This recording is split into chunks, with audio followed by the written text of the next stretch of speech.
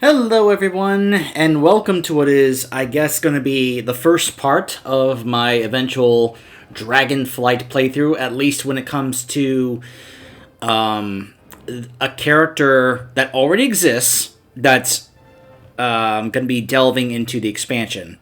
I should probably explain what I mean by that. How many of you remember when Legion came out? How many of you remember what it was like, the difference between when you played one of your already main characters who had already gone through much of the content, including Warlords and such, and then you delved into the launch event, which was, of course, the Broken Shore event. Obviously, it was a little different for either a Horde character or an Alliance character.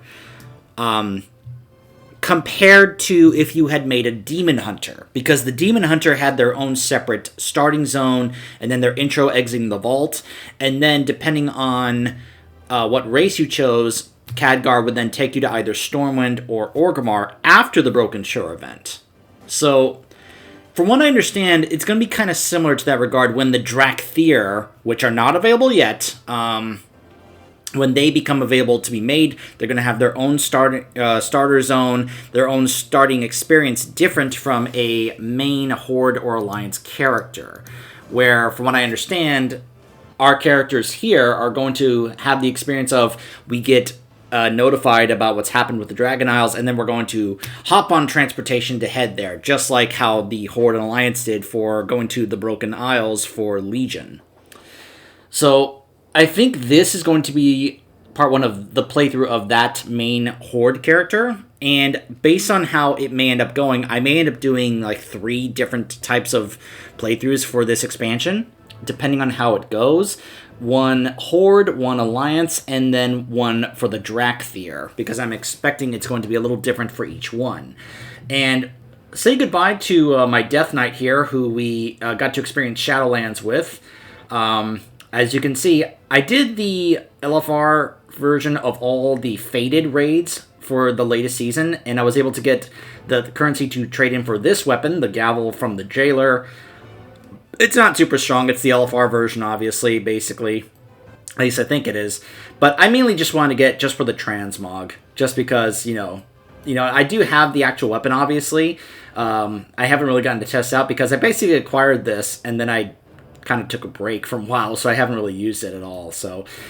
But while it was fun maining this Death Knight for this expansion, I'm also kind of wanting to go back to a class I do tend to enjoy a bit more, because, well, let's just say I also came to realize some things about why maining a Death Knight is not the best class to main for my personal style and preference. I should include that.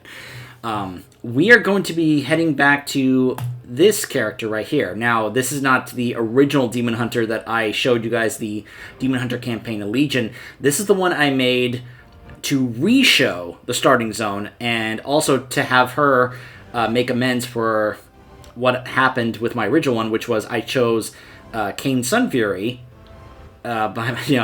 without knowing better. And once I got more experience later on, I realized I should have gone with Altruist. So I had her side with Altruist, so that way I could have a Kama back with me. And she ended up being like the second strongest character I had in Shadowlands, along with the other Demon Hunter in the Alliance. So she is going to become my new main in Shadowlands for a couple different reasons. One, because from what I've seen, some of the stuff they have for sets for Demon Hunters in Dragonflight for the first raid is going to be pretty awesome looking. Another reason is because, honestly, there's no class that I enjoy playing more in this game than Demon Hunter. Like, I got to experience this in BFA when we did the Alliance content, and I made a Demon Hunter there, and I had a blast. And once I got back to playing this as well, in this expansion, I was having fun with this one as well. There's never really been a point where I have not enjoyed the gameplay of Demon Hunter. It's not because of the DPS or the rotation or any of that stuff people bash on the class for.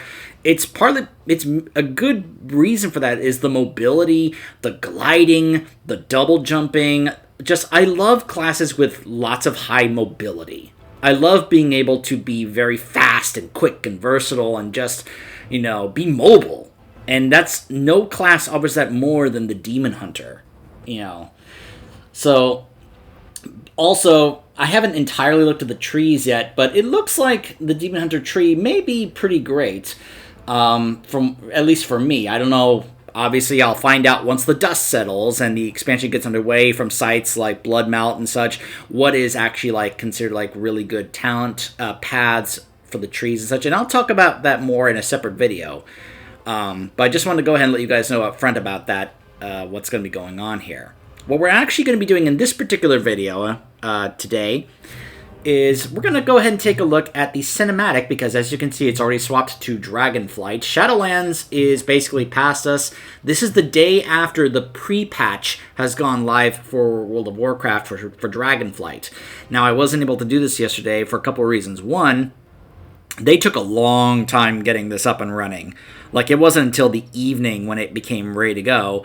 And after what I heard, they were having other server issues as well, because apparently they were also getting DDoSed again. The other reason is because I had work last night, and, so I went to work, and I was working when that went up. So by the time I got home late last night, I was like, you know what, I'm not going to do it tonight. I'm going to wait till tomorrow when hopefully everything is nice and stable. So yeah, the pre-patch for Dragonflight is now officially up for today of October 26th, and almost a month from now, on November 28th, the actual expansion will then go live. So obviously there's a variety of huge amount of changes, and in case you're wondering, yeah, it's probably not a good idea to go ahead and use your add-ons right now. Just go ahead and disable all your add-ons, and just give the authors of the add-ons time to work on them and update them. There's a lot of changes here, and there's a lot of things that the authors need time to really work on to try and make sure that they are as stable and bug-free as possible. So just give them time, okay? Be patient with them. But in the meantime, what do you guys say we check out the cinematic? Also, the first of the animations that they released for the expansions that help tell more of the story of the expansion. The first one is already up. I'm going to make a separate video where we watch and talk about that.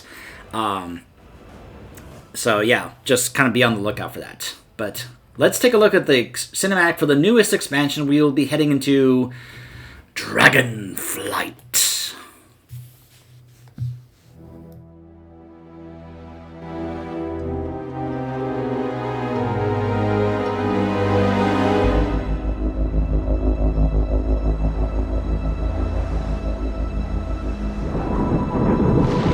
The world has been sundered.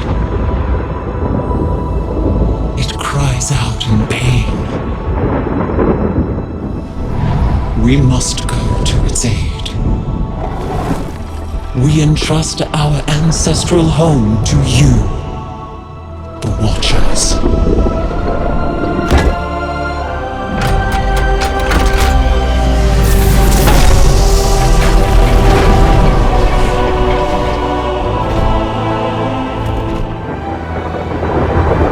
The land slumber, hidden even from our own eyes. You will feel our return in the waking of the land. Then you must light the beacon of Tearhold, lest the path home be lost to us forever.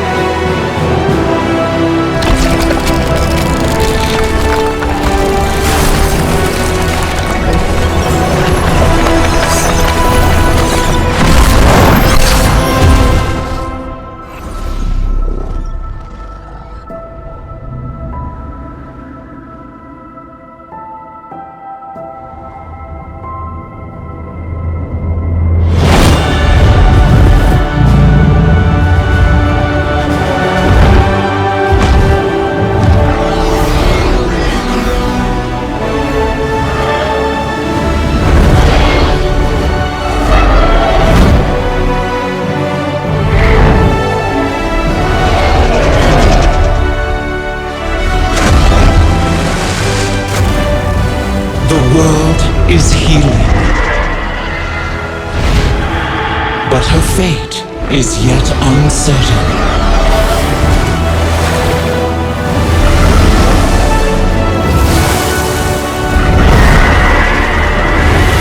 Together, we shall be Azeroth's protectors once again. Here, the new age of dragons shall begin.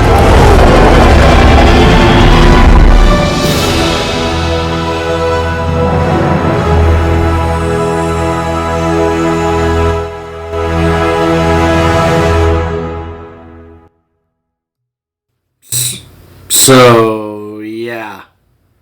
Sorry. Boy. Whew. The cinematic team just outdoes itself once again. You know. You know, one of the things I loved about that cinematic was the amount of visual storytelling that was going on there. Other than the narration from Alex Straza at the beginning and at the end, most of that cinematic was told just simply through us watching our buddy, the Stone Watcher there. I forget what people were nicknaming him, but yeah, what a Chad, right? What a champ. Wait, you know, I would like to think, because the thing I've noticed and learned about the cinematics from WoW's cinematic team, especially, or just Blizzard cinematic team in general, for all their cinematics, they always have little things in there to serve a purpose and tell part of the story, especially in WoW. If you look at the WoW cinematics, many things, little tiny things, are there for a reason, to serve a purpose. And I wonder about that tremor that woke him up. What was that specifically? I wouldn't... It's hard for me to buy that, that was just like some kind of coincidental, like, tremor or whatever. It's like, nah, I'd like to think that was some kind of event that happened that we know about that caused him to wake up and then pulled it off. But yeah, he wakes up, he sees his fellow Watchers have decayed over the years, and like he's one of the only ones that's actually intact, which is a miracle in its own right.